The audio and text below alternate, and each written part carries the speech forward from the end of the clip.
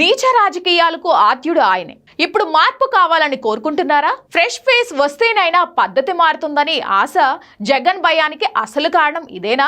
రాజకీయాల్లో విలువలు లేవు, దిగజారిపోయాయి అని బాధపడేవారు అసలు ఆ పరిస్థితి ఎవరి వల్ల వచ్చిందో ఆత్మవిమర్శ చేసుకోవాలి. తాజా చర్చల్లో వైఎస్ జగన్ కూడా జూనియర్ ఎన్టీఆర్ రాజకీయాల్లోకి రావాలని కోరుకుంటున్నారని, తారక్ వస్తే రాజకీయాలు ఇంత నీచంగా దిగజారుడుగా ఉండవేమో అని ఆశిస్తున్నారు అని విశ్లేషకులు అభిప్రాయపడ్డారు. ఈ వ్యాఖ్యలు ఇప్పుడు వైకాపా అధినేత ద్వంద్వ వైఖరిని బట్టబయలు చేస్తున్నాయి.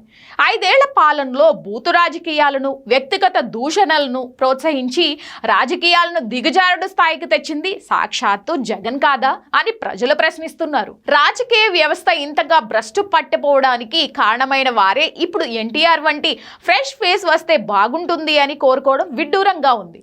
బహుశా ప్రస్తుత కూటమి ప్రభుత్వం నుంచి వస్తున్న రాజకీయ సెగను తట్టుకోలేక, తనపై జరుగుతున్న దాడిని ఎదుర్కోలేక జగన్ ఇలాంటి కోరికలు కోరుకుంటున్నారేమో అన్న అనుమానాలు కలుగుతున్నాయి. ఎన్టీఆర్ వస్తే హుందాతనం ఉంటుందని భావిస్తున్నారంటే ప్రస్తుతం తన రాజకీయ శైలిలో ఆ హుందాతనం లేదని జగన్ పరోక్షంగా ఒప్పుకున్నట్లే కదా. తెలుగుదేశం పార్టీలో 70 నుంచి 80% మంది ఎన్టీఆర్ రావాలని కోరుకోవడం సహజం, ఎందుకంటే ఆయన ఆ పార్టీకి నిజమైన వారసుడు.